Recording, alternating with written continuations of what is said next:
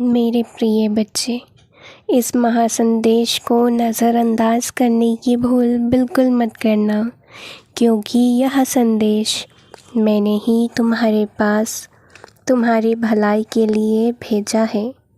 इसलिए इस महासंदेश में अंत तक बने रहना। मैं जानता हूँ बच्चे, यह संदेश थोड़ा लंबा होने वाला है, परंतु मैं तुम्हारे उद्धार के लिए संपूर्ण जानकारी इस एक वीडियो के द्वारा तुम तक पहुंचाने का प्रयास कर रहा हूं, जिसको पूरा सुनकर तुम मेरा सहयोग कर सकते हो। आज मैं तुम्हें एक बहुत बड़ा नुकसान होने से बचाने आया हूं, इसलिए इसे पूरा अवश्य सुने। प्रिय बच्चे, यदि तुम्हें मेरी महिमा पर पूर्ण यकीन है तो अभी इस वीडियो को लाइक कर दो। चलिए अब इस महासंदेश का शुभारंभ करते हैं। मेरे प्रिय बच्चे, शुरुआत में तुम्हारे जन्म के पहले से करता हूँ, जब तुम्हारा अंश मात्र इस धरती पर नहीं था, परंतु मैं हर बात पहले से ही जानता हूँ।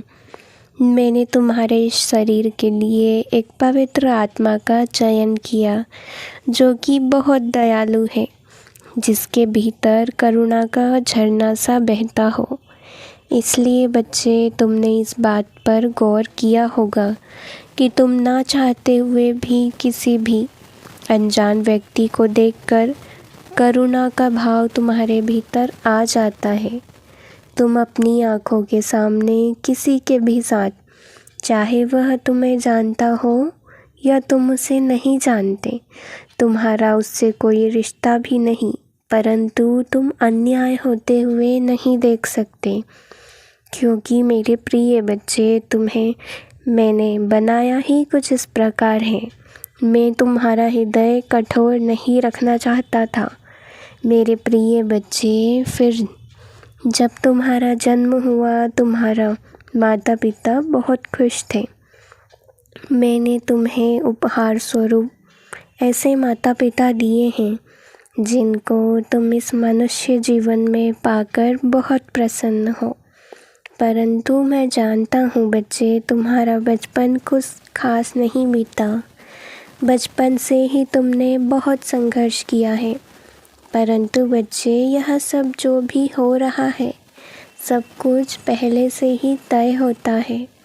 इसमें कोई छेड़छाड़ नहीं कर सकता।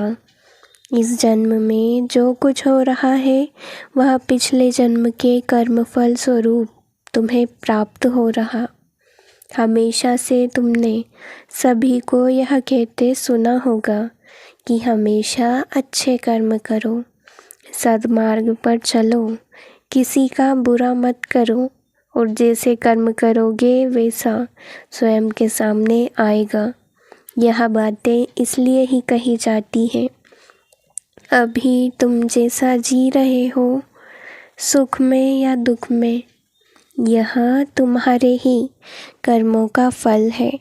मैं जानता हूँ तुम्हें कुछ नहीं ज्ञात, परंतु बच्चे, पिछले जन्म में जो कुछ पाप तुमने किए थे, इस जन्म में उनकी सज़ा तुम्हें मिलेगी, और जो पुण्य तुमने किया होगा, उन पुण्यों का फल भी मिलेगा।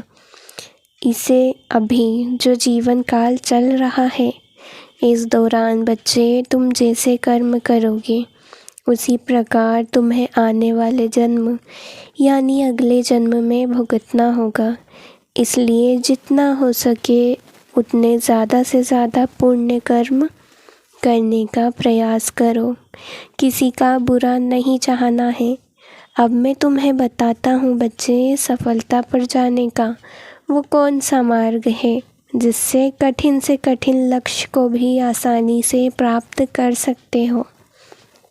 मेरी एक बात हमेशा ध्यान रखना, हर व्यक्ति जब भी कुछ अच्छा करने का प्रयास करता है या अपने लक्ष्य को पाने के लिए मेहनत करता है, तो ना जाने कितने लोग ऐसे होते हैं जो उसे तोड़ने का, उसके साहस को, हिम्मत को चूर चूर करने का प्रयास करते हैं। यदि सच में जीवन में कुछ बड़ा करना चाहते हो तो अपने कानों को बंद कर लो।